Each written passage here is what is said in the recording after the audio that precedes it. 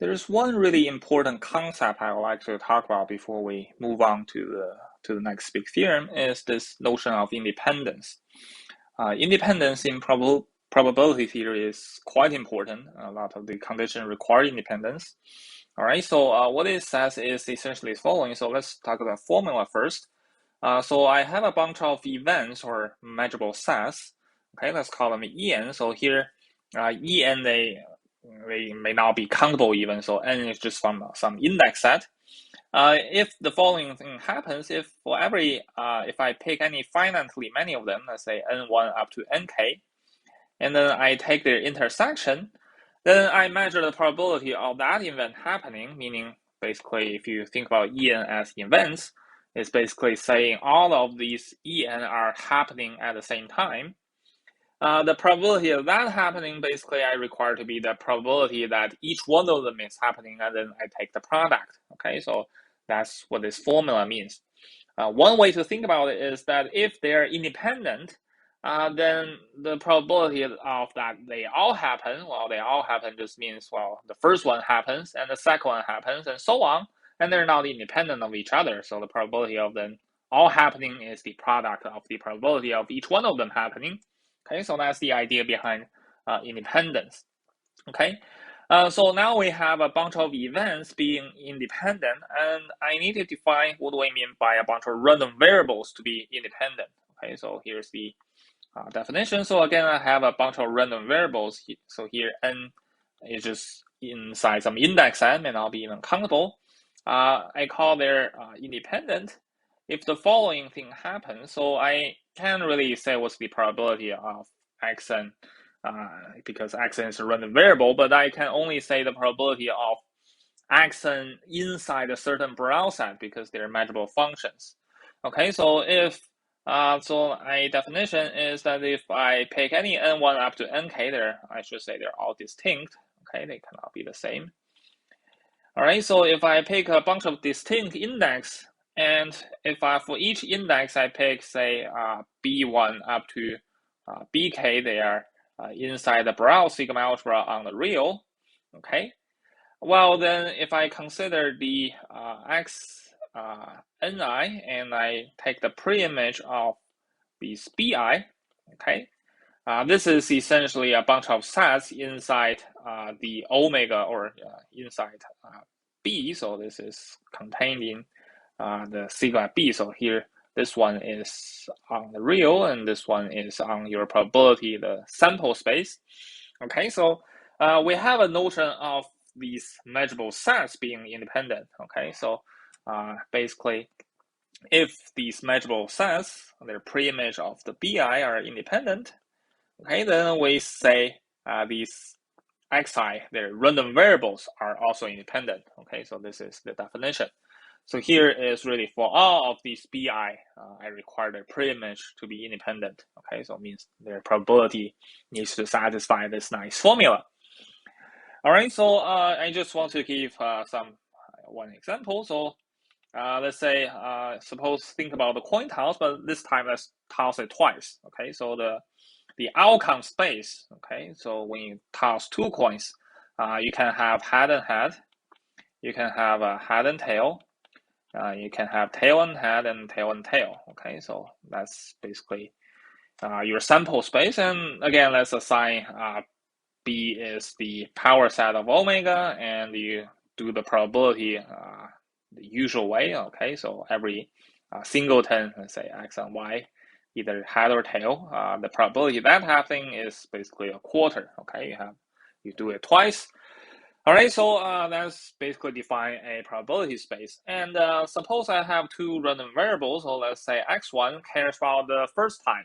Okay, so if you get a head, let's count one. So x1 is equal to let's say omega, if omega is head.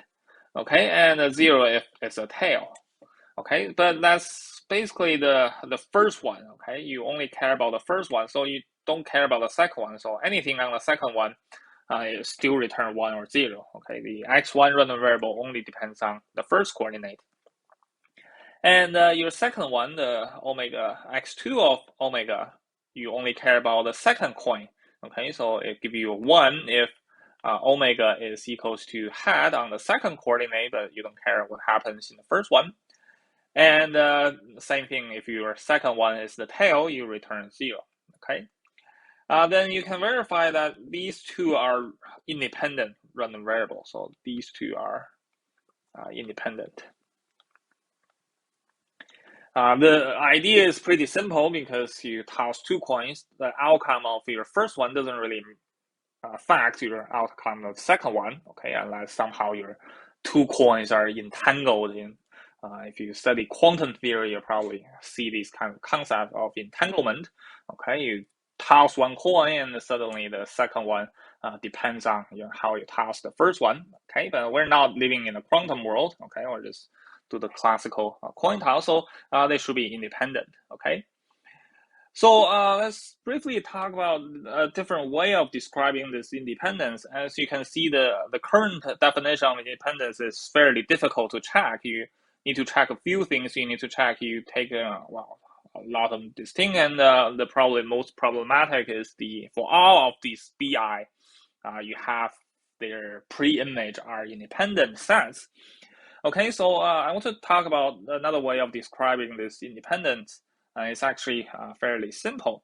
Okay, so let's consider the following. So if I just, for now, let's take x1 up to xk, they're random variables, and I want to talk about when these k of them are independent. I can think about these random variables as I can put them together as a vector, and I imagine this is a random variable or some kind of measurable function that maps from omega to not to r but now in rk. Okay, so it's a vector valued measurable function. Well, each coordinate is measurable, so rk is basically the product. The Borel sets on rk is the product of all the Borel sigma algebra, so this can make sense. All right, so essentially I map a event, a outcome omega to this vector x1 omega and so on. So that's how this is defined.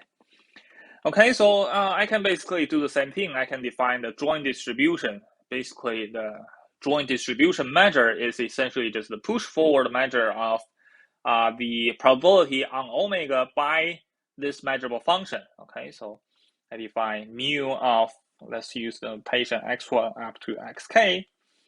This is the joint distribution measure.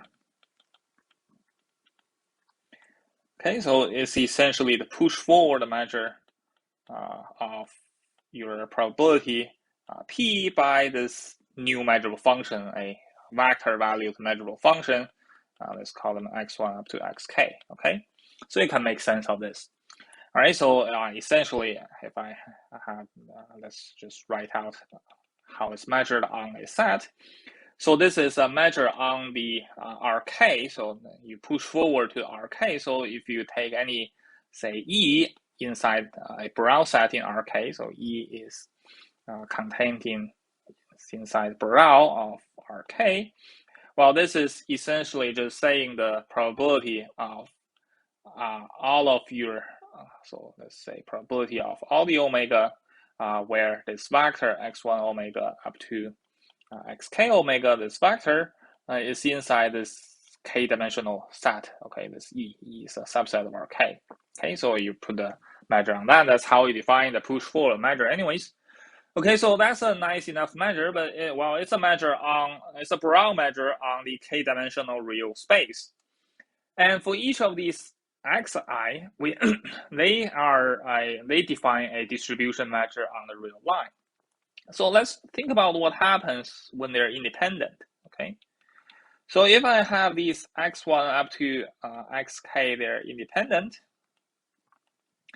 Then let's say for every b1 up to bk Borel, then I have their pre-image is basically independent. So let's consider what happens when you want to measure use this joint distribution measure on their product. Okay, the product of these BI. Okay, so on one hand, by definition, this is just the probability of the xi takes value in this product, but as you can see, let me write this. That's that. So this is the probability of you take all the omega where the xi omega, this vector is inside the product of these bi, and essentially, well, this is a box basically. So the xi, the coordinate inside this bi, they don't depend on each other. So this is the probability of, you can think about that's essentially all the omega such that each of these xi is inside the corresponding bi. That's for all I. And another way of writing this for all is just taking their intersection. So this is intersection between I going from 1 to k of all the omega where the xi, the ith random variable, takes value inside your Borel set bi. Okay, so that's basically that. And now let's by the independence. So now I have independence. So independent tells me the event of all of these happening is the product of their individual event. Okay, so the product of the probability of each one of them happen. So let's take xi of omega inside this bi, and then I take their product, I go from 1 to k. And because for each one of them, this is just the push forward measure. You do the push forward measure from here. So that's, you push forward to a Borel measure mu of xi, the distribution measure of xi of this bi. Okay, this is essentially just the definition of that. So that's the product of these measure of evaluate on each one of these bi. And if you recall what we did when we defined the product measure, this is essentially the product measure mu xi. So that's basically, we defined the product measure by defining on these boxes first. So this is, I defined the product measure on this box. Well, technically one only defines for 2 of them, but you do the same thing for finitely many of them. And the product measure on these boxes, you essentially just assign it's the product of their corresponding measure. So they are the same, okay? So if you go all the way from the left to the right, it will essentially end up with the following equality. So the this independence is basically saying when you want to evaluate on a bunch of boxes, then your joint distribution measure on this box is the same value as the product measure of this box. Well, you know, these boxes kind of generate the entire sigma algebra of the product sigma algebra, and when everything here is Borel, and we prove the product of the Borel sigma algebra is the Borel sigma algebra on the higher dimensional reals. Okay, so let's essentially just prove these 2 measures are the same. Okay, so here we have the in conclusion. So maybe I should just say a proposition. So here the xi, x1 up to xk, they're independent if and only if I can translate it to something about their joint distribution measure. So if and only if their joint distribution measure mu of x1 up to xk, that's essentially the product measure of their individual distribution measure. Okay, so here I go from 1 to k. So this is the product measure we defined. Okay, we only define 2, but you keep doing that and you can define finitely many. And that's just for finitely many of these random variables are independent. You do the same for if you have a bunch of, you have a higher number of these random variables. So if you have xi or xn, n is from index set, okay, they are independent. That's essentially, by definition, it just means for every n1 up to nk inside these index set, if they are distinct, then the x of these ni are going to be independent, but by the proposition, that's basically saying your joint distribution of these xn1 up to xnk, that's going to be equals to the product of your xni. Okay, so I go from 1 to k. So that's another characterization of the independence from their joint distribution and their individual distribution measure.